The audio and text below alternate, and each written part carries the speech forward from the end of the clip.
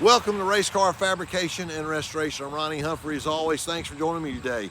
As you can see, we are at the Minnesota state line. We're headed after our new project, so stay tuned.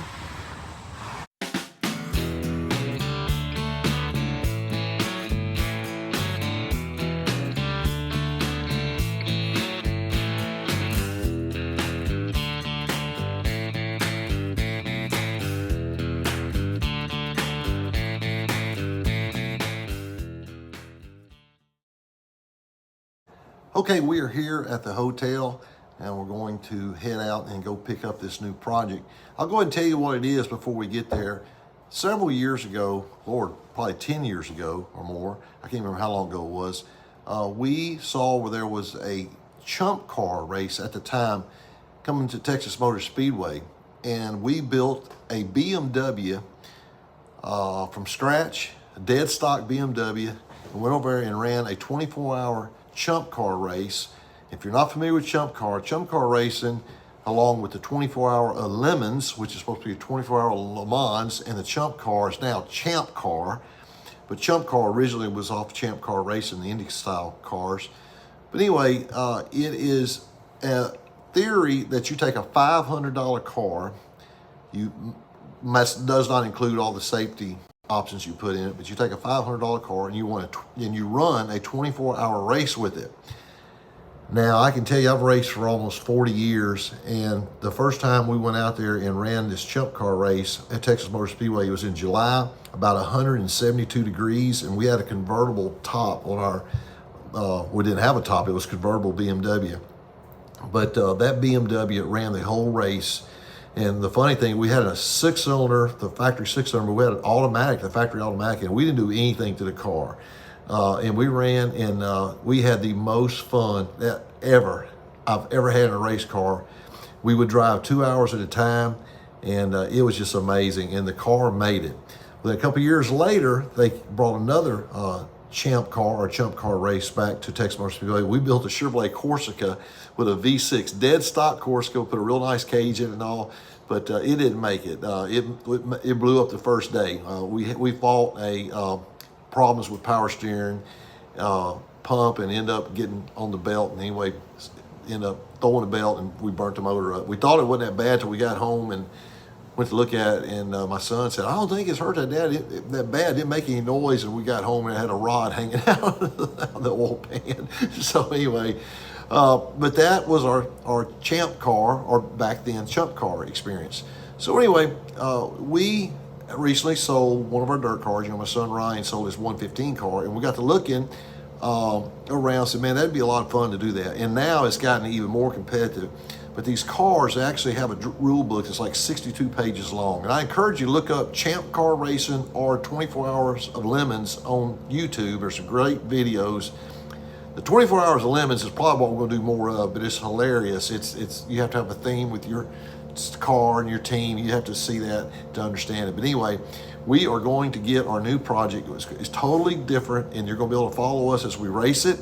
But we are picking up a real nice BMW that has won several races, and that's why we are in Minnesota, just north of Minneapolis, Minnesota, and we are going to pick this car up. So let's go get it, and we'll show it to you. This is the little BMW that we built. This is the first chump car that we built. As I said, it was chump car at that time. Now it's champ car. But dead stock BMW, we did put an aftermarket set of wheels on it, a little set of aluminum wheels I found, and had all required safety equipment, full roll cage, and seat belts and all.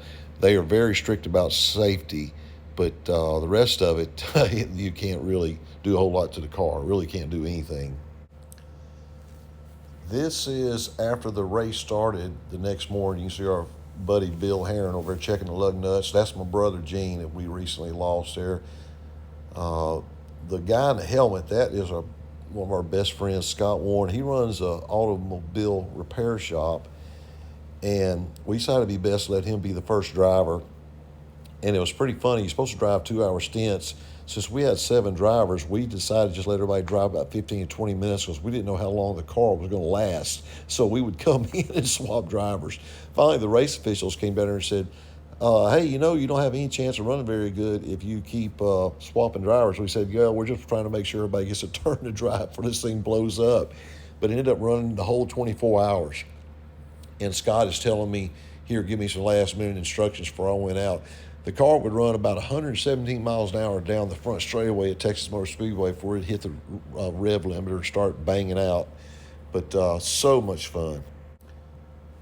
Now here is the little Corsica that we built for the second race. This was a couple years later. And you talking about taking a knife to a gunfight. I shamed the garage area at Texas Motor Speedway with this car. but it's all about fun. That's what you're supposed to do there. And I don't know if you see our good-looking wing I put on there. But it's a very safe car. It just had only one problem. It wasn't very fast. Actually, it had a lot of problems other than not being fast. It was a V6, front-wheel drive. It had a whole bunch of issues. but it was fun to do anyway. We had lots of trouble trying to get it to cool. I think we put a new radiator in it. We ended up putting a power steering pump. We had issues all the night. This is Saturday or Friday night, about 10:30, and we're out there still trying to get some stuff done to it. As I was saying, we spent a lot of time working on this car, trying to get ready for the start of the race the next morning.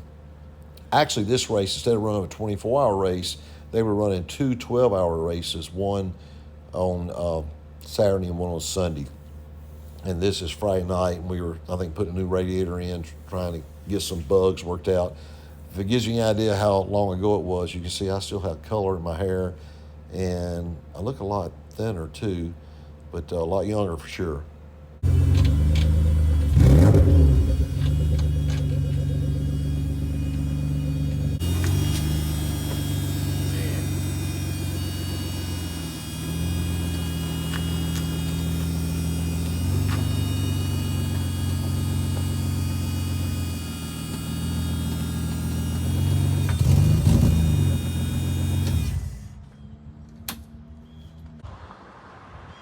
Well, here it is, the next project.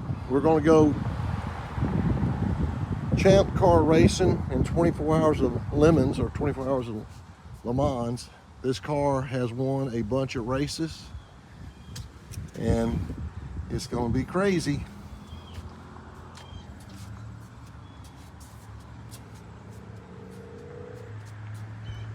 Why did you decide to sell it? I got sick of hauling around spares for 2 cars, and now I only haul spares for 1.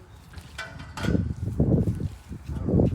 It's going out on top. It just more is. So deal too.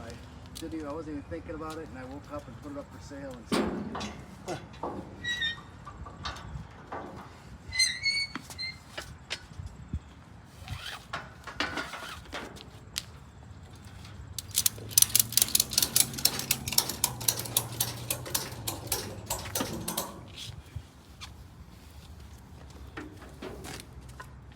Now, all you guys don't start arguing about how I do this, because this is the way the most expensive cars in the world are hauled. It's through the wheels. All right, we got everything loaded up for the trip back to Louisiana. We've got about 15 hours to go. Got our spares, a bunch of shocks and clutches, and or hubs and clutches in here, spare wheels and tires. This is going to be totally different, but we think it's going to be a lot of fun. Got a lot of spares in there. So it'll be interesting to follow this.